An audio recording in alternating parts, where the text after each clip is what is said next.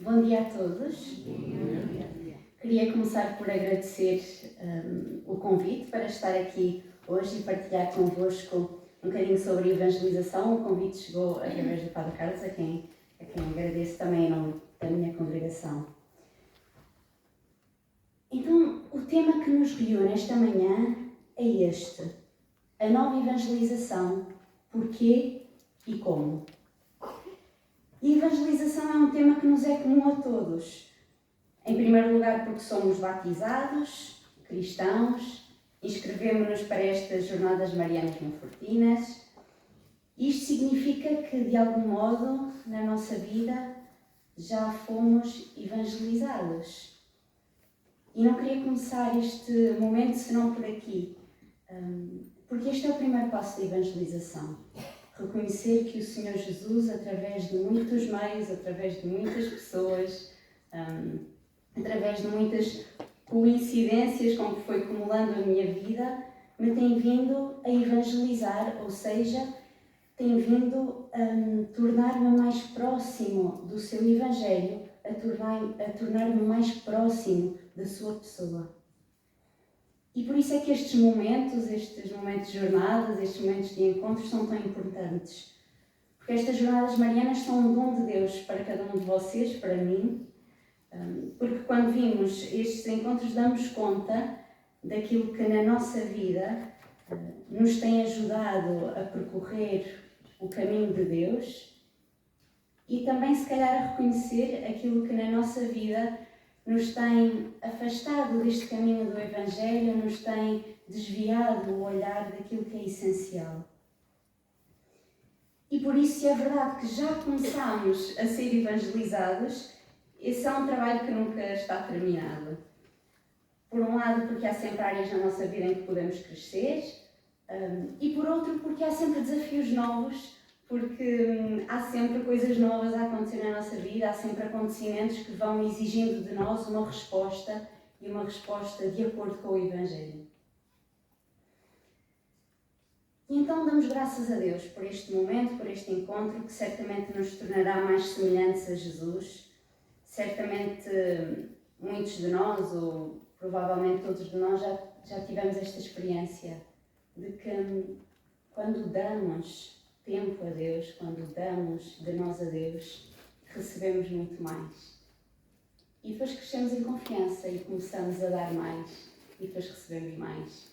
E depois damos mais e depois recebemos mais. E é nesta relação de mútuo dom que vamos descobrindo verdadeiramente que Deus é Pai, que Deus é amor, que Deus nunca nos abandona, mesmo no meio das dificuldades.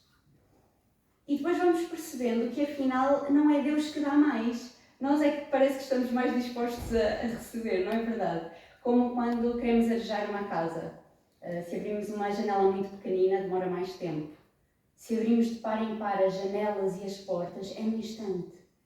E assim é a graça na nossa vida, e assim quer ser Deus, este sopro fresco de uma alegria nova, este arejar as zonas das nossas casas interiores que podem estar mais obscurecidas, que podem estar a precisar desta alegria, deste sopro fresco, que é o primeiro passo de uma evangelização.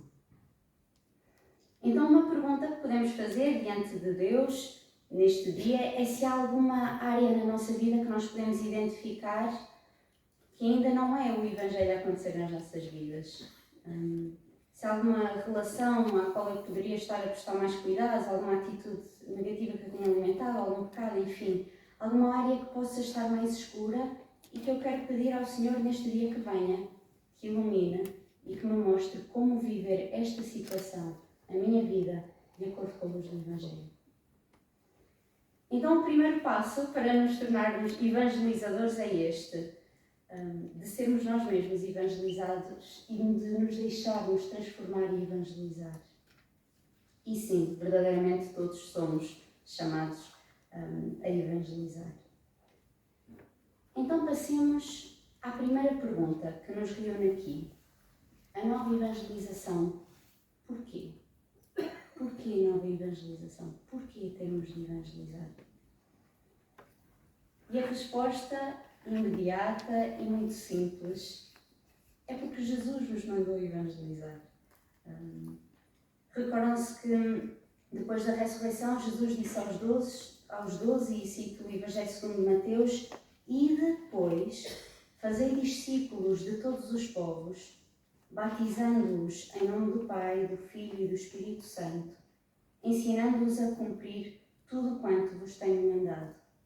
E sabei que eu estarei sempre convosco até ao fim dos tempos. A evangelização não foi uma ideia que nós tivemos. A evangelização não é uma invenção da Igreja. Achámos que ia ser gira, então começaram. Não é nada disso. Foi o próprio Jesus que nos mandou fazê-lo. E se hoje podemos evangelizar e devemos evangelizar e somos chamados a isso, é porque o próprio Jesus nos continua a pedir que o façamos. E não nos deixa sozinhos. Dá-nos a graça do Espírito Santo. Porque sem Espírito Santo não há evangelização. E ao longo dos Evangelhos encontramos muitos momentos em que Jesus enviou os discípulos à sua frente para as cidades onde ele havia de ir. É verdade, o Senhor Jesus chama os discípulos para estar com ele, mas este estar com ele é em ordem à missão, em ordem a dar testemunho. Para que a boa nova que os discípulos receberam e que nós recebemos não fique só com eles, não fique dentro deles, mas possa vir a dar fruto. E também na nossa vida, os dons que Deus me tem concedido não são para ficar em mim. São bons, são ótimos, é mesmo bom eu ter estes dons, mas não são para ficar para mim. São para dar testemunho, para ajudar outros a aproximarem-se de Deus. São um dom para os outros. Mas qual é o momento decisivo na vida dos discípulos em que eles deixam de estar dominados pelo medo e passam a ser evangelizadores? Um momento decisivo. Antes, quando Jesus ainda estava com eles, ele enviava-os e depois eles voltavam, contavam a Jesus tudo aquilo que tinha acontecido, até que acontece um momento derradeiro, que é a morte de Jesus. E na morte de Jesus os discípulos ficam todos confusos, cheios de medo, sem perceber nada. Depois acontece a ressurreição, a graça da ressurreição. O centro do mistério da salvação acontece. Mas, curiosamente, os discípulos não saem logo evangelizar. Continuam juntos, na mesma casa, em oração, sem saber muito bem o que fazer, até que existe um momento decisivo que os faz sair, sem medo, a falar outras línguas, que outros percebiam o que eles queriam dizer e eles nem sequer sabiam falar aquela língua. Qual é esse momento decisivo? É o Pentecostes. Isto quer dizer para nós que se nós queremos evangelizar, que se nós queremos viver a nossa vida, na nossa vida o Evangelho, então não podemos dispensar o Espírito Santo. Porque é Ele que nos vai retirar os medos. Quando chegamos, e todos nós, se já temos alguma experiência ou de dar catequese, ou de o que quer que seja, estarmos inseridos em algum grupo, que certamente todos temos, muitas vezes sentimos estas barreiras de eu daqui não posso passar, estou num beco sem saída, não sei o que fazer. Nesses momentos, o Espírito Santo é aquele que abre as portas das prisões, sem nós sequer sabermos. Quem aqui já teve essa experiência? Eu não sabia o que é que ia acontecer, aquilo parecia que não tinha sentido, que ia acabar tudo. Mas por algum motivo, tudo deu certo. Porquê? Porque o Espírito Santo que nos habita desde o dia do nosso batismo arranja a sua forma e a nós cabe-nos confiar. Como fez Nossa Senhora, aliás, e a nós a quem a Mãe, a Senhora, é tão cara, é tão amada, diz-nos tanto.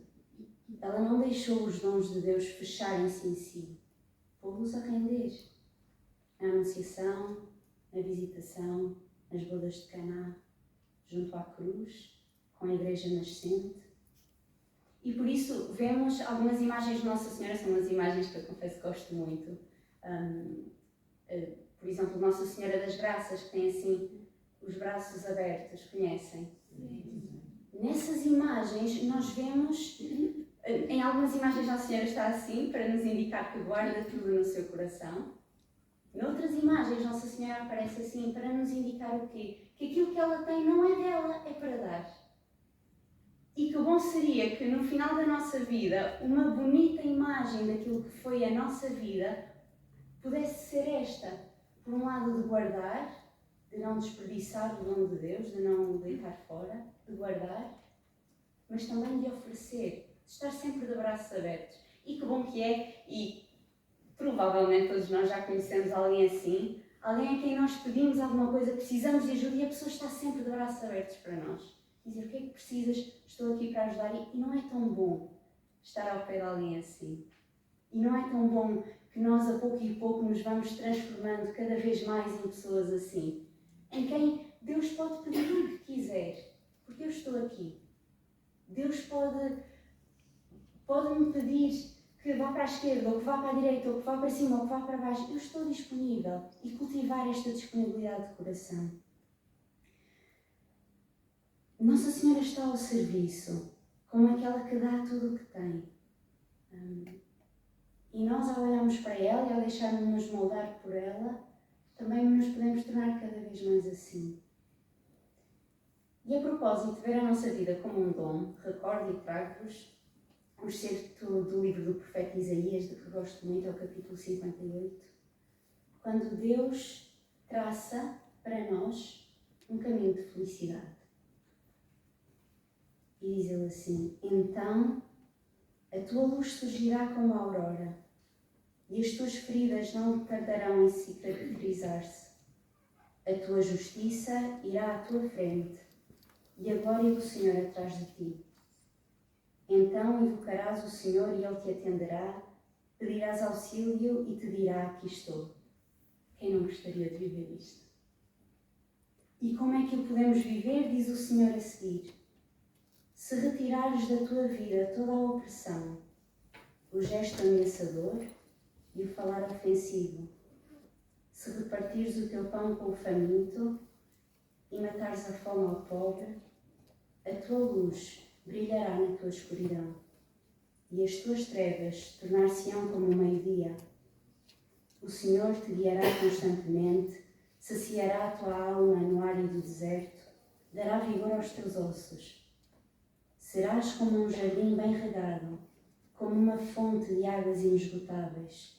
Reconstruirás ruínas antigas, levantarás sobre antigas fundações. Serás chamado reparador de brechas, restaurador de casas em ruínas.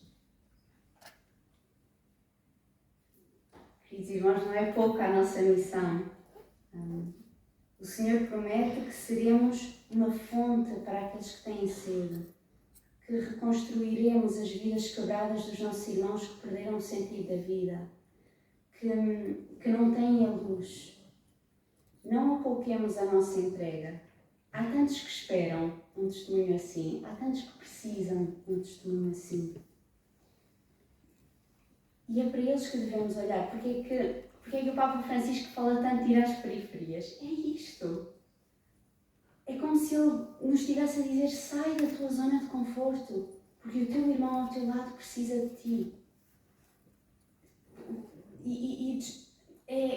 Às vezes é uma questão só de abrir os olhos e descobrir os invisíveis da nossa vida. Uma vez eu ouvi um sacerdote falar sobre isso e marcou-me muito. Ele dizia: quem são os invisíveis do nosso dia-a-dia? Aquelas pessoas pelas quais nós passamos e que nem as vemos.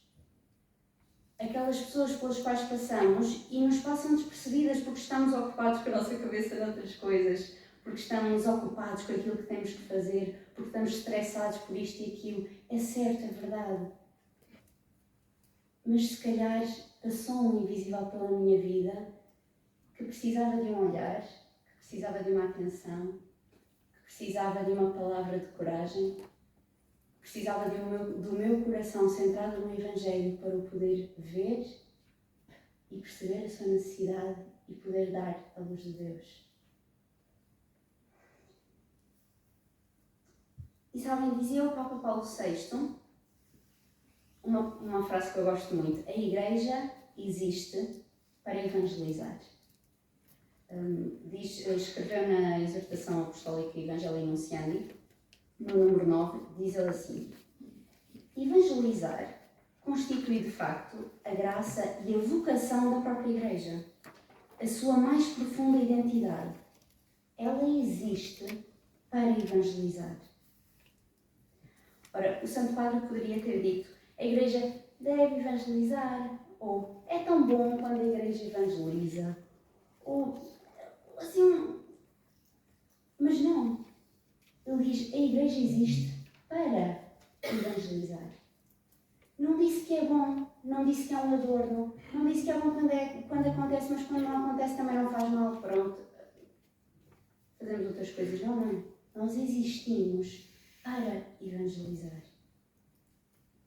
Tal como o sal, que existe para dar sabor à comida, ou a luz existe para iluminar, a Igreja existe para evangelizar.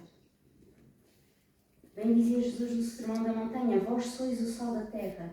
Ora, se o sal se corromper, com que se há de salgar? Não serve para mais nada, senão para ser lançado fora e ser pisado pelos homens. Vós sois a luz do mundo. Não se pode esconder uma cidade situada sobre um monte, nem se acende uma candeia para a colocar debaixo do alqueire, mas sim em cima do candelabro, e assim alumia todos os que estão em casa.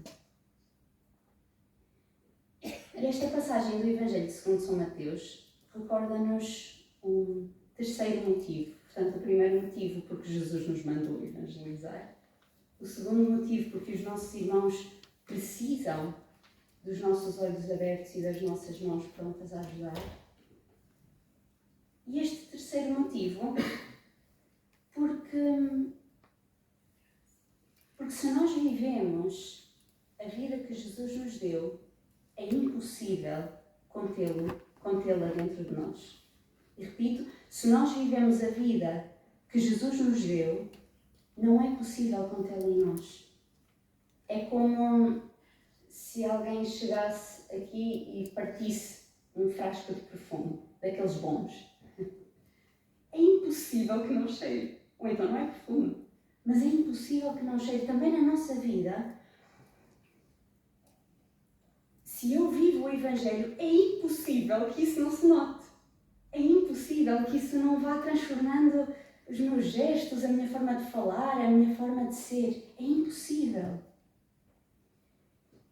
E é verdade que às vezes passamos dificuldades, e é verdade que às vezes nos apetece desistir.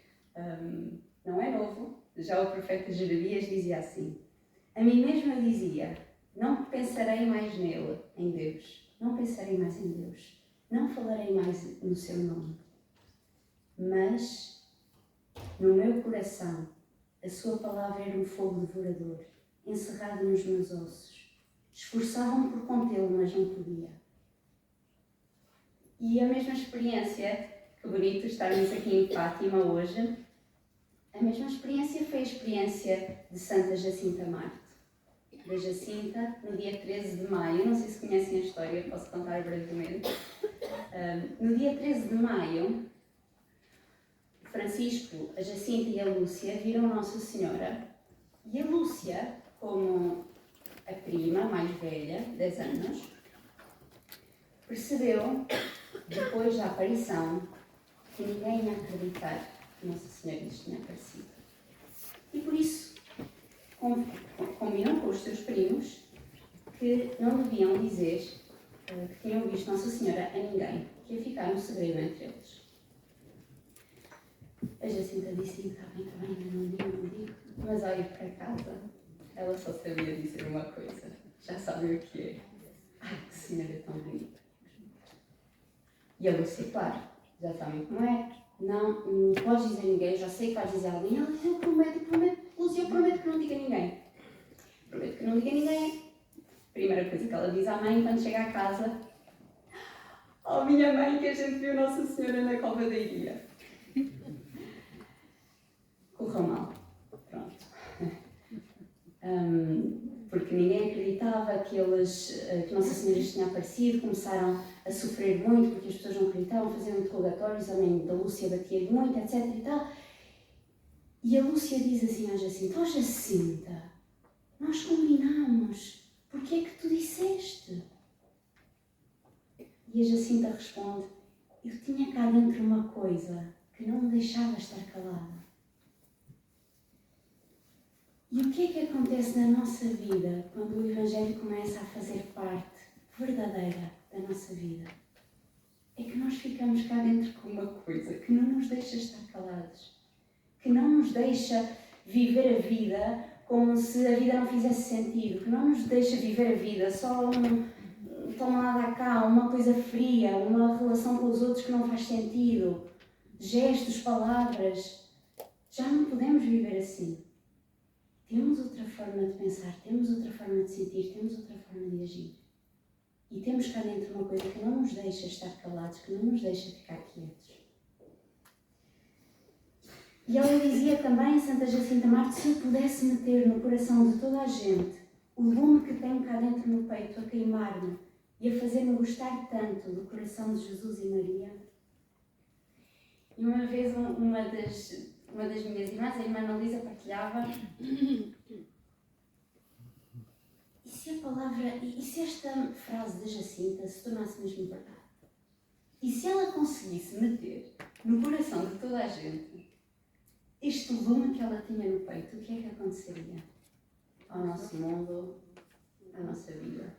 E se a cada um de nós, Santa Jacinta Marte, pudesse meter aquele lume que ela tinha dentro do seu peito, no nosso peito, o que é que aconteceria a nós e às pessoas com quem nós contactamos? Bastava nós aqui nesta sala. E tanto que mudaria. Por isso deixamos-nos transformar. Então, no nosso porquê, encontramos 3 pontos, poderiam ser outros, mas estes 3 pontos. Porque Jesus nos mandou, porque não é uma ideia nossa, porque os nossos irmãos precisam e porque temos cá dentro uma coisa que não nos deixa estar calados. Até agora, está claro? Sim? Então agora passamos ao como. Como evangelizar? E pensei em partilhar convosco 2 formas de evangelizar. A primeira, no nosso dia-a-dia, e a segunda, nas missões específicas que o Nosso Senhor nos chama a fazer, ou nos chama a participar. E para falar na primeira, como evangelizar no dia-a-dia, conto-vos uma história que eu gosto muito. A história é assim. Era uma vez alguns discípulos que andavam a observar um mestre muito sábio e questionavam-se porque é que ele, apesar das suas muitas ocupações, era capaz de estar sempre sereno. Então um dia lá ganharam coragem e foram perguntar-lhe: Mestre, temos andado a observá-lo e queríamos fazer-lhe uma pergunta. Como é que vós, que tendes sempre tanto trabalho, tantas coisas para fazer, conseguis estar sempre sereno? E o mestre respondeu: quando estou de pé, estou de pé. Quando ando, ando. Quando estou sentado, estou sentado. Quando como, como. Quando falo, falo. Até que chegou um ponto que um dos discípulos o interrompeu e disse: oh, mestre, mas isso também eu. O que eu queria mesmo perguntar é, para além disso, o que é que o mestre faz? E o mestre respondeu: quando estou de pé, estou de pé. Quando ando, ando. Quando estou sentado, estou sentado. Quando como, como. Quando falo, falo. E eles disseram-lhe: oh, mestre, mas isso também nós fazemos. Mas ele olhou para eles e disse-lhes: não. Vós, quando estáis sentados, já estáis de pé. Quando estás de pé, já estás a correr. E quando estás a correr, já estás na meta. E sabem que da primeira vez que eu li esta história, eu reconheci-me tanto nela. E se calhar todos nós um bocadinho. Porque estamos a tomar o pequeno almoço a pensar o que é que eu vou cozinhar para o jantar. Quando estamos a falar com uma pessoa, ai que eu tenho que ligar àquela. E tantas vezes nos falta esta sabedoria de viver o presente como um dom de Deus e como um momento para evangelizar. E pergunto e questionava-me também se a evangelização só acontece quando nos dão microfones para as mãos ou diante de nós e nos pedem que falemos sobre Jesus, ou se vai acontecendo nas pequeninas coisas do dia a dia também, de aprender a pouco e pouco a fazer das coisas naturais sobrenaturais. Lá em casa, eu com as minhas irmãs, vocês com os filhos, com a esposa, com o marido, com os netos, na paróquia, no trabalho, enfim, nas dificuldades, nas alegrias. Todas as ocasiões são boas para viver o Evangelho. E por isso todas as ocasiões são boas para evangelizar. Porque o nosso testemunho é evangelizador. E neste sentido, ilumina muito aquilo que Santa Teresa de Jesus dizia às suas irmãs, para se identificarem com Jesus. E como? Podemos olhar para a vida de Jesus e quando nos sentimos tristes, pensar em Jesus no horto. Quando nos sentimos frágeis e indefesos, pensar em Jesus na Gruta de Belém. Quando sentimos que somos chamados a dar testemunho, verbalmente, a falar sobre Jesus, então pensemos em Jesus no Sermão da Montanha. Quando sentimos que estamos a precisar de um retiro e a parar um bocadinho, pensemos em Jesus que vai para o monte a sós para estar com o Pai. E por isso, assim, a nossa vida deixa de ser só agora estou aqui, agora estou lá, agora tenho que ir para aqui, agora tenho... Mas passa a ser envolvida pelo Evangelho. E se necessário, se neste dia eu me senti triste, então no final do dia, por que não ir ao Evangelho e procurar esta passagem e pensar como é que Jesus se sentiu aqui? E por que não, quando me sinto alegre, ir procurar uma passagem do Evangelho em que Jesus exulta de alegria e dizer: Jesus, hoje identifiquei-me contigo assim. E assim a nossa vida deixa de passar assim ao lado e passa a ganhar um sentido mais profundo. Passa a fazer parte deste plano da salvação de Deus. E por isso passa a ser evangelizador. E por isso, nos gestos pequenos do meu dia-a-dia, posso-me questionar se estou a falar do Evangelho quando vou ao supermercado, da forma como trato as pessoas que me atendem. Será que estou a falar sobre Jesus daquele modo como estou a tratar alguém? Na minha família, quando me vêm falar mal de alguém, como é que eu reajo? Será que isso fala sobre Jesus? Ou será que me deixo levar assim com as coisas quaisquer? Quando me vêm falar mal da igreja, a minha resposta, será que é consciente da minha vocação de batizada ou será que é outra coisa qualquer? E então o Espírito Santo, que nos ajuda a dar este testemunho do dia a dia, e quando sentimos que erramos e estamos a ir por um caminho mais desviado, também uma boa confissão e andar para a frente, o caminho é para a frente e para o alto, por isso também não há becos sem saída, não há caminhos tão tortos que Nosso Senhor não possa endireitar.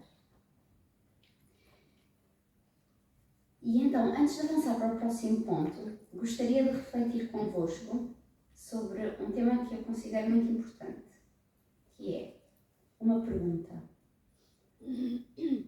Como é que havemos de discernir o modo como Jesus quer que nós evangelizemos? Já vimos porquê evangelizar. Já vimos como evangelizar, uma das formas no nosso dia-a-dia, nas formas concretas do nosso dia-a-dia. Mas e naquelas vocações, aquelas missões específicas, como dar catequese, inserir-me num grupo de reflexão bíblica, de ir visitar os presos, de colaborar na pastoral penitenciária, de ir visitar os doentes, de colaborar noutros trabalhos nas nossas paróquias? Como é que eu posso discernir o que é que faço, o que é que não faço, o que é que aceito, o que é que não aceito? E partilho convosco 3 passos para discernir a partir de uma história. Os 3 passos são: primeiro, perguntar a Deus o que é que Ele quer que eu faça. O segundo, estar atento aos seus sinais. E o terceiro, avançar sem medo. E conto-vos uma história real, verdadeira, de uma senhora que eu conheço, que me contou que há 2 anos a senhora chama-se Maria, tem um segundo nome, mas vamos chamá-la só Maria. Tem 50 e poucos anos, estava em casa a mudar as cortinas da cozinha. Estava em cima de um escadote, desequilibrou-se, caiu. Chamou o filho, tiveram que ir para o hospital, partiu o pulso e o calcanhar. Foi muito chato, porque em relação ao trabalho depois já não podia fazer o que estava a fazer, não podia sair de casa porque o apartamento onde vivia não tinha elevador, por isso ficou em casa uns bons meses, até recuperar do pulso e do calcanhar. Uma situação muito chata, poderíamos dizer. Mas durante esse período em que esteve em casa, ia rezando, ia perguntando a Deus o que é que Ele queria. Ia rezando, e muitas vezes se lembrava, na sua oração, de pedir por aqueles que estão presos, por aqueles que realmente estão num sítio onde não podem sair. E passou a rezar, muitas vezes, por aqueles que estão presos. E pouco a pouco, foi percebendo que o Senhor a chamava a colaborar na pastoral penitenciária, nas visitas às prisões. E hoje, agora está em encontros de preparação para poder começar a ir todas as semanas a uma prisão para visitar os presos. E sabem, às vezes, nos acontecimentos do nosso dia-a-dia, podemos estar dispersos com muitas coisas. Eu não quero dizer que Nosso Senhor quis que ela partisse o pulso e o calcanhar para mim. Mas sim, o Nosso Senhor, a partir dos acontecimentos, vai-nos despertando para coisas que nós nunca nos poderiam passar ao lado. Por isso, não deixemos que a vida passe por nós sem perguntarmos a Deus: o que é que tu queres? E por outro lado, de estar atento aos sinais. E por fim, de avançar sem medo. De estar com os olhos abertos, a olhar para cima, a perguntar a Deus o que é que tu queres de mim, mas também estar com os olhos abertos para olhar para o nosso lado. Porque muitas vezes os sinais de Deus nos vão surgir pelo convite de um senhor padre, por uma pessoa que eu encontro na rua, por um familiar que precisa.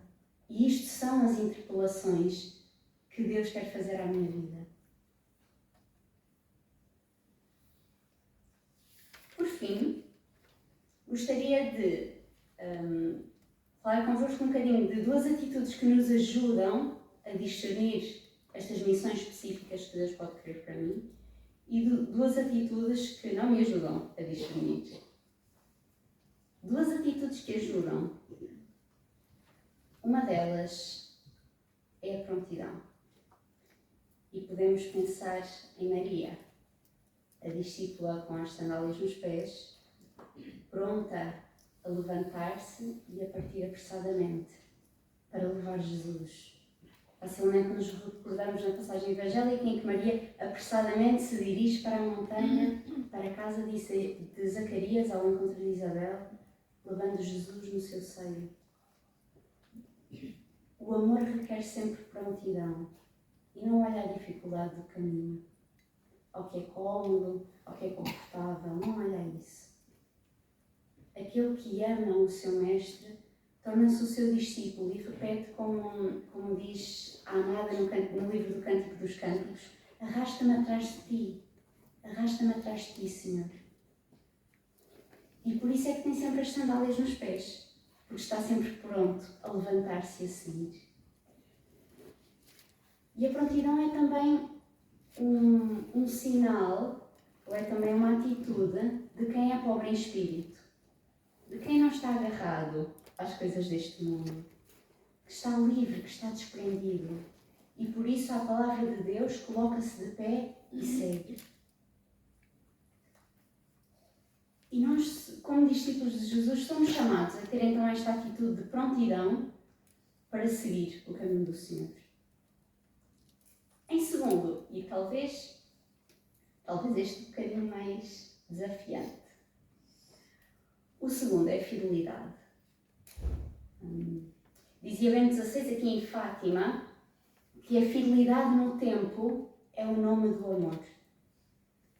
A fidelidade no tempo é o nome do amor. E numa sociedade que quer tudo descartável, quer tudo rápido, fácil, cómodo, como é importante nós cristãos testemunharmos esta fidelidade, de não desistirmos à primeira contrariedade nas missões em que nos empenhamos, nos grupos, nas missões. O nosso testemunho de fidelidade vale tanto. Quando as coisas correm muito bem, é um sucesso. E quando as coisas correm mal. A fidelidade, perseverar, não desistir à primeira. De alguém que diz ao Senhor e à sua igreja: podes contar comigo, eis-me aqui para servir. Não estou à procura da minha própria satisfação quando sirvo. Estou à procura do bem do outro. E por isso não faz mal se às vezes ficar um bocadinho apagado. Não faz mal se não tiver aquele lugar de protagonismo. Porque estou aqui para servir.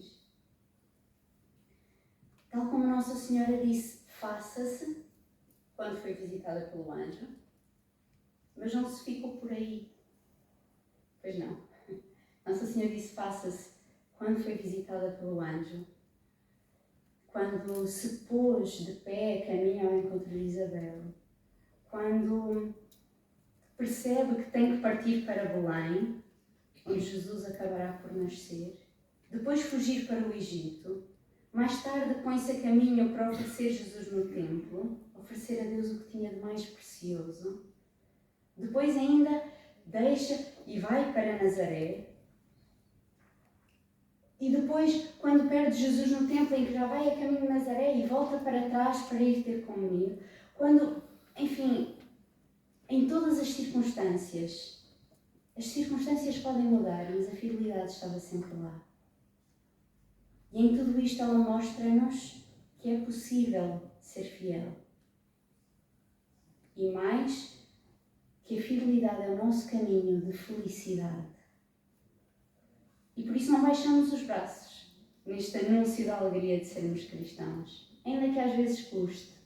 E todos nós sabemos que por vezes custa, mas não é por isso que desanimamos.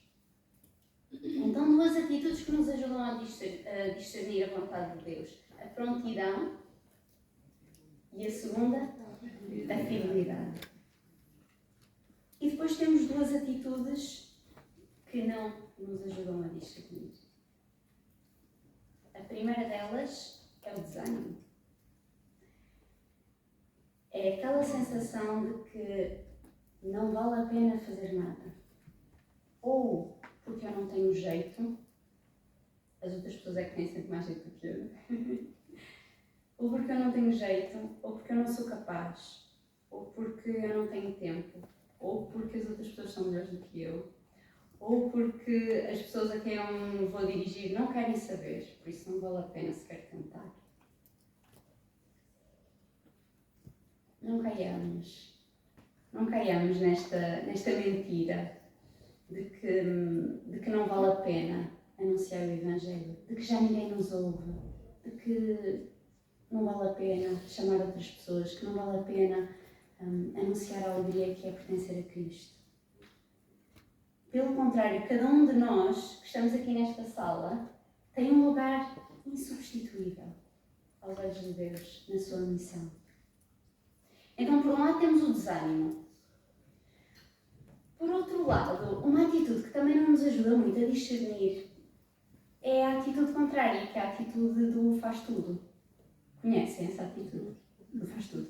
Vou fazer tudo. Se eu não fizer, a ninguém vai fazer, por isso eu tenho que estar em tudo.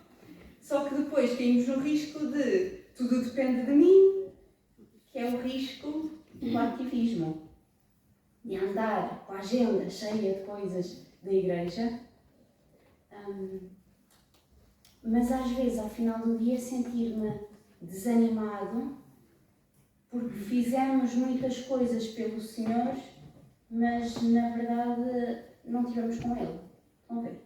Às vezes é um risco, que é, eu fiz muitas coisas, eu ando a fazer muitas coisas, mas na verdade o meu coração não pertence mais a Deus. Isto é um risco que temos de estar alertas. E o que é que devemos de fazer nestas situações? Deixar de fazer as coisas todas? Não. Pôr em cima da mesa e dizer, Senhor, eu estou a fazer isto e aquilo.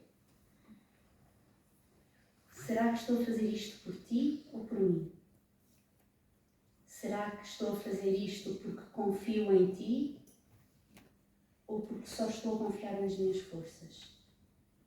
E se calhar posso continuar a fazer estas coisas todas, mas o Senhor está-me a chamar a redescobrir o sentido de fazer estas coisas.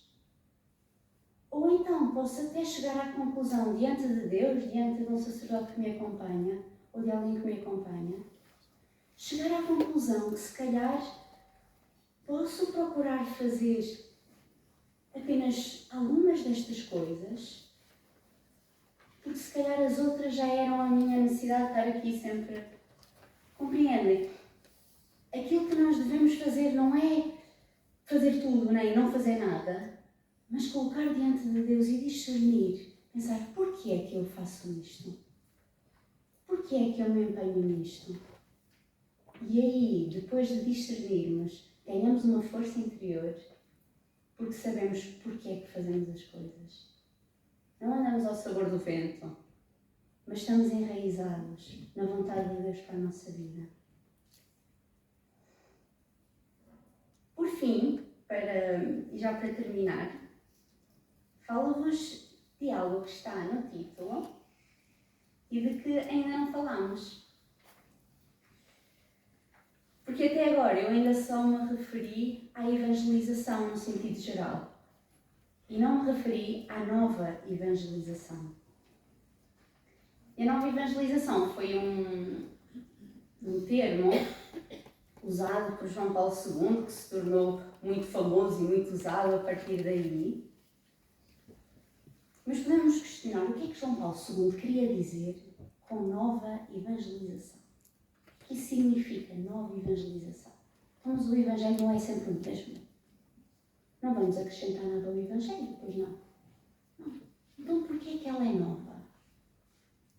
A evangelização não é nova em si. Ela é nova em mim. Ela é nova no meu contexto. O que é que isto significa? Que o contexto de hoje não é igual ao contexto de há 50 anos atrás. O contexto de hoje não é igual ao contexto de há 100 anos atrás.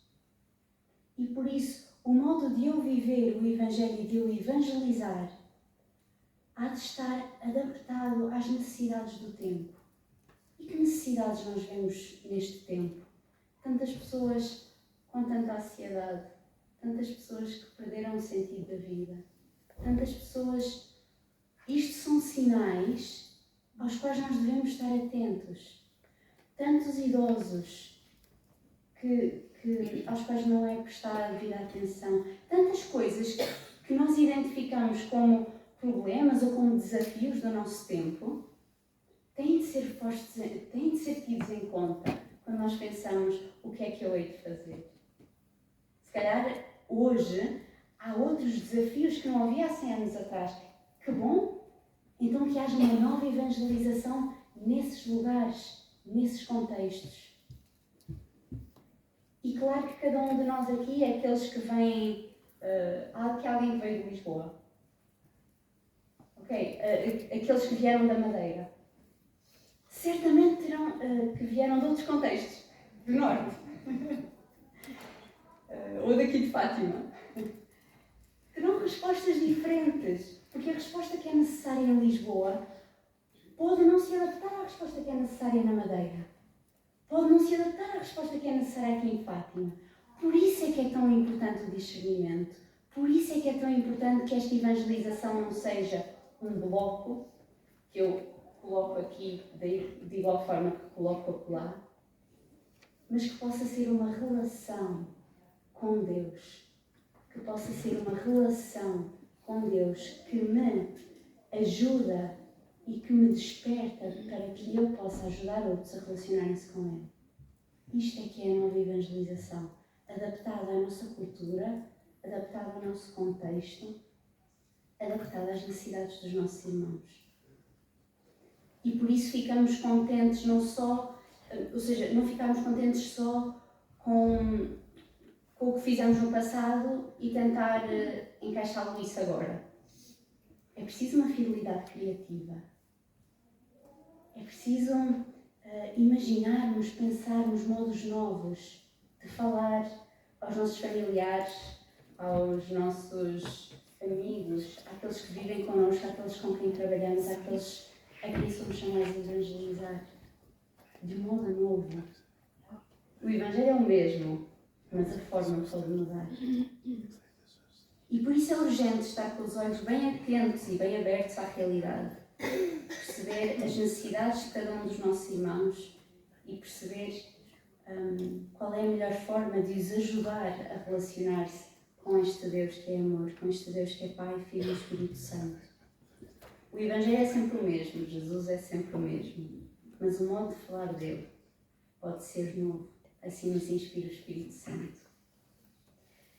E assim termino, agradecendo muito a vossa atenção, renovando o agradecimento do convite e desejando para cada um de vocês que pelas mãos de Maria possam iluminar o mundo com esta luz de Cristo, com esta luz que se quer fazer presente no mundo, que é o próprio Cristo em cada um de nós.